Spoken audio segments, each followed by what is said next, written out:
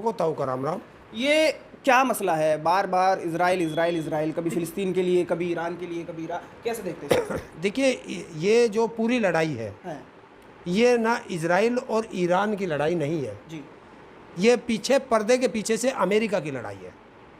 America नहीं चाहता कि ईरान जो है खड़ी देशों में ईरान जो है परमाणु शक्ति बन जाए। अमेरिका नहीं चाहता, अमेरिका नहीं तो चाहता। इजराइल का बयान है कि हमें इससे आपत्ति है, देखिए, परमाणु प्रयोग ना करें। आपने कोई देखा है कब, जब एक वो होता है ना, क्या उसे क्या बोलते हैं, गुलाम गुलाम। गुलाम गुलाम वही बोलता है जो उसके आका कहते हैं। और इजराइल की इतनी हिम्मत नहीं है कि वो अकेला लड़ सके। अच्छा। हाँ, तो अमेरिका बड़ा देश होने के कारण और जो उनके बयान हैं उसके कारण वो ईरान पर हमला नहीं कर सकते। और अमेरिका खुलकर भी इजराइल के साथ नहीं आएगा, पीछे से वो सपोर्ट करेगा। अगर वो सपोर्ट नहीं कर रहा तो जो इसमें खाड़ी देशों में अमेरिका की फौज है, जो जगह जगह उसके अड्डे बने हुए हैं, उन अड्डों से इजराइल के फाइटर प्लेन फ्यूल कैसे ले रहे हैं? अगर उसका सपोर्ट नहीं है तो वहाँ से वो फ्यूल दे रहे हैं उन्हें। दूसरी चीज़ है, जो अमेरिका है वो ये चाहता है कि जितने लोग बन चुके परमाणु शक्ति वो बने रहें, बाकी कोई ना बने। क्योंकि परमाणु शक्ति जो भी देश बनेगा, अगर उसने गलती से भी उसका यूज कर दिया तो मानव से वो धरती वहाँ की ये तो खाली हो जाएगी। सबको पता है कि परमाणु शक्ति ऐसी शक्ति है कि हाहाकार आना, अगर विनाश कहीं चाहते हैं तो परमाणु बम वहाँ पे फोड़ दीजिए, उसका विनाश निश्चित है। सदियों तक अपंग हो जाती है वो धरती, सदियों तक वो देश अपंग हो जाएगा, इसमें कोई दोहराई नहीं है। तो इजराइल कह रहा है ना कि हम नहीं चाहते कि ये प्रयोग करें, कहीं गलती से इन्होंने गलत कर दिया या फिर कुछ और बात हो गई तो लेने के देने पड़ जाएंगे, बिल्कुल सटा हुआ है उनका। दूसरी चीज़, ये हथियारों की लड़ाई है। हथियारों की लड़ाई। हाँ, जैसा अमेरिका ने कहा है कि हम व्यापार की तरफ बढ़ते हैं जी। युद्ध छोड़ते हैं, व्यापार की तरफ बढ़ते हैं जी। तो वो व्यापार किसी साग सब्जी का या किसी चीज़ का नहीं है, वो हथियारों का व्यापार है। ये व्यापार ही तो होगा जब दो देश आपस में लड़ेंगे तो उनको हथियारों की आवश्यकता पड़ेगी। हथियार कौन बेचेगा? एक तरफ अमेरिका, एक तरफ रूस। हाँ, तो और रूस तो दूसरी तरफ यूक्रेन से लड़ रहा है, तो वो तो वहाँ उलझा हुआ है। तो अब ये देखना है कि ईरान और चाइना की दोस्ती है। अच्छा। तो चाइना कहाँ खड़ा होता है? भारत और ईरान की भी दोस्ती है, ईरान नहीं, इजराइल की है। भारत इजराइल की भी दोस्ती। अच्छा। भारत दोनों देशों से दोस्ती है। अच्छा। तो अब भारत कहाँ खड़ा होता है? तो ये जो लड़ाई चल रही है, ये साफ ये देख रही है कि दुनिया दो हिस्सों में बंटती हुई जा रही है। कौन किस पाले में खड़ा है, कौन किस पाले में खड़ा हुआ। लेकिन अमेरिका अगर साथ है इजराइल के, तो प्रधानमंत्री मोदी जी अमेरिका के साथ रहते तो मोटा मोटा तो इजराइल के साथ हुए ना हम लोग। नहीं, ऐसा नहीं है। नहीं, जब फिलिस्तीन और इजराइल हो रहा है तब भी भारत को अपना व्यापार भी देखना है। अच्छा। भारत अपने व्यापार को भी देखेगा, क्योंकि अगर ये युद्ध चला जी। तो ये जितने भी आसपास के देश हैं ये मंदी की चपेट में जाएंगे। भारत भी है क्या? भारत भी उसके साथ है मंदी क्योंकि इजराइल के तमाम प्रोडक्ट इंडिया के अंदर हैं, को पता नहीं कितने प्रोडक्ट हैं, अगर गिनती करेंगे तो 100, 150, 200 से ज़्यादा प्रोडक्ट है। तो आपको नहीं लगता कि हमें इजराइल के साथ ही रहना चाहिए फिर? क्यों क्यों जाना चाहिए?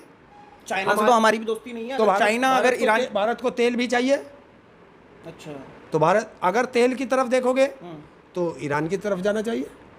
तो ये अब पता चलेगा कि भारत सरकार की विदेश नीति क्या है, इससे पता चलेगा। तो भारत के साथ भी एक चैलेंज है। देखिए, चैलेंज तो सभी देशों के साथ है कि अब हम कहाँ खड़े हों। अभी G7 की एक मीटिंग होने जा रही है, उसमें पता चलेगा कौन कहाँ खड़ा है। उसके बाद एक चाइना में मीटिंग है। तो ये जो मीटिंगें होती हैं अलग अलग देशों की, इसमें पता चलेगा कि भारत कहाँ खड़ा है। अमेरिका धोखेबाज देश है। अमेरिका धोखेबाज देश है। वो भारत को धोखा दे चुका है। उसने पाकिस्तान को भारत के बराबर खड़ा कर दिया है। आज अमेरिका में उनकी सैनिक परेड थी, सैनिक डे था, उसकी परेड थी, और उसने उस परेड में इनविटेशन किया पाकिस्तान के आर्मी चीफ को, जो कि आतंकवाद का समर्थक है। तो अब अमेरिका बताए कि वो आतंकवादियों का साथ खड़ा है या देश की या दुनिया की जनता के साथ खड़ा है। तो ये भी अमेरिका पर ब्लेम लगेगा। और भारत को ये देखना भी पड़ेगा कि एक पाकिस्तान जो हमसे कोसों दूर था, जो हमारी परछाई के बराबर भी नहीं था, अमेरिका ने उसे हमारे बराबर खड़ा कर दिया है। ये भी हमें देखना पड़ेगा। ये वही अमेरिका है कि जिसने हमारे नागरिकों पर हथकड़ी और बेड़ियां पहना करके भेजा था।